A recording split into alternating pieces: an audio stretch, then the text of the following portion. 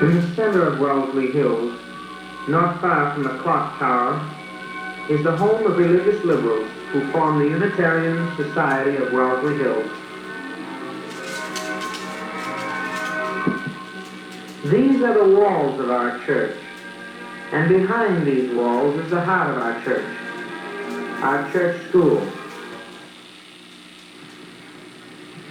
The place where children are welcomed as they are for what they are, where every activity is developed with the needs of the children in mind.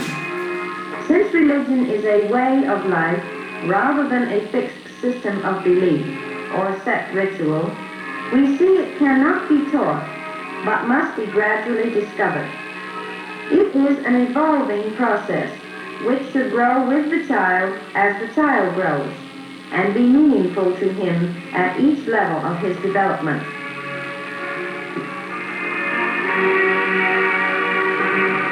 Supervision of the activities of the church school rests with a group of parents known as the Religious Education Committee. Their responsibilities include administration, finances, and curriculum.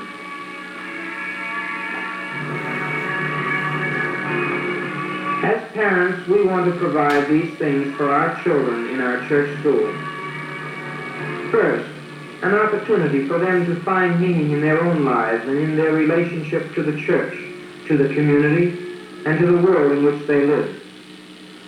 Also a chance through religious experiences to understand and appreciate their own, as well as other cultures, and the need of all men for each other. And a place where all that is religious in daily living might be discovered and explored. And finally, a challenge to develop a personal religion which will strengthen as they grow. How are we to accomplish all this? It takes many interested people, our minister, our RE director, 2 student ministers, an administrative assistant, 10 members of the RE committee along with 45 teachers and assistants, and 23 substitute teachers. Then a junior choir director, a 3rd grade choir director, our organist, and a pianist. Our church school includes students from pre-nursery through the adult study group. In the nursery group, we strive in a friendly atmosphere to give the children an opportunity to make friends with the church and a happy group experience in which social habits are learned.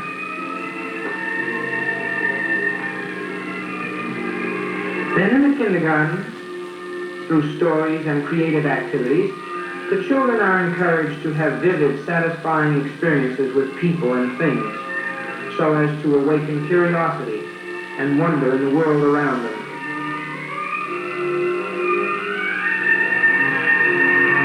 In the 1st grade, through the study of our church, we endeavor to encourage a feeling of security amid new surroundings, an awareness of the religious significance of the wonder of human life.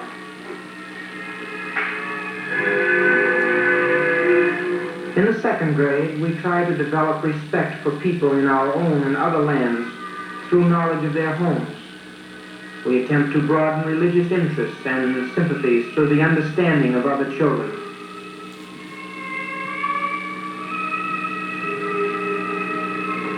In our 3rd grade, we strive to strengthen and develop a thoughtful awareness of the wonder, beauty, and harmony of nature by exploring the mysteries of such things as stars, trees, fish, crystals, and the human hand. In addition, all 3rd graders are members of the 3rd grade choir, which sings at children's church.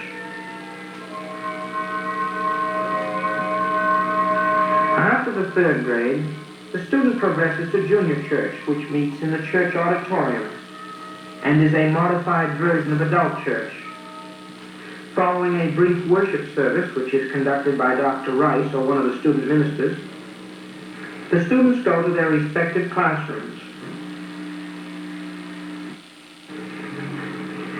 In the 4th grade, we hope by studying mankind's search for answers to his wonderings about the beginning of life and death, a student discovers that even our religious beliefs have their origins in past human experiences.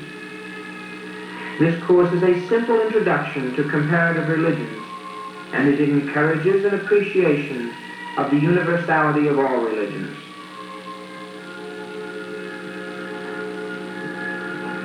The fifth grader will be concerned first with the Egyptian pharaoh Akhenaten, his early ideas about God, and secondly with Moses, his leadership and his contribution to our thoughts about God. In the sixth grade, an attempt is made to gain an understanding of the life of Jesus, of his teachings, and of his influence upon our daily lives.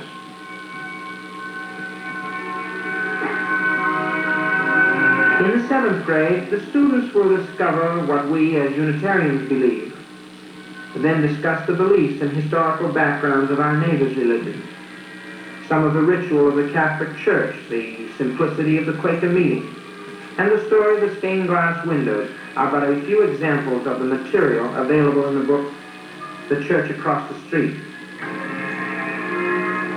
In the eighth grade, we hope to show that a life which has meaning is motivated by values. Within this framework of life and values, there are two interrelated approaches we plan to use. One is to discuss the meaning of life, the values of life from the standpoint of the boys' and girls' own problems and circumstances. And secondly, to discuss the lives of other liberal thinkers and the meanings they have seen in life and have given to life. The 9th, 10th, and 11th grades are grouped in one class, which is conducted by Dr. Rice on a 3-year basis. 1 year, the group considers the development of the idea of God through the study of the Hebrew prophets. Another year, the life of Jesus, his ideas, and his teachings. And thirdly, the history of the Christian Church.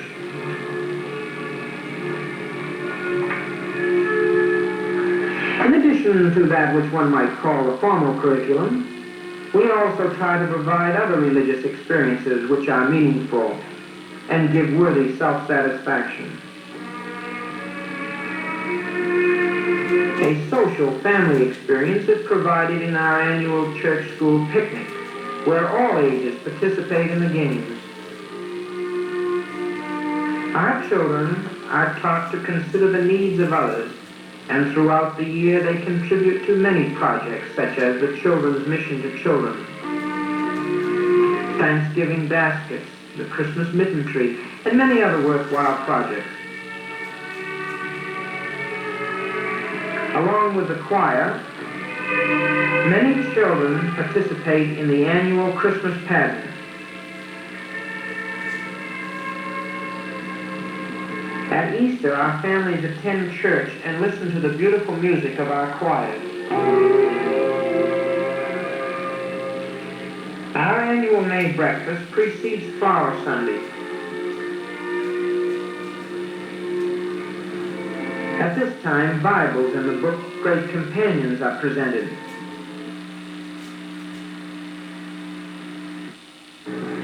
At Flower Sunday, christening services are also performed. In addition to functions within the church, the young people meet in groups such as the Junior LRY and Jefferson Fellowship. They enjoy various social and educational functions during the year.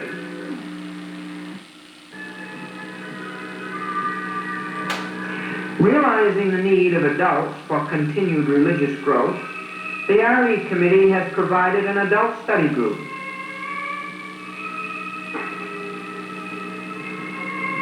How do we help our staff and faculty meet the strenuous demands of a liberal religious curriculum? We hold discussion groups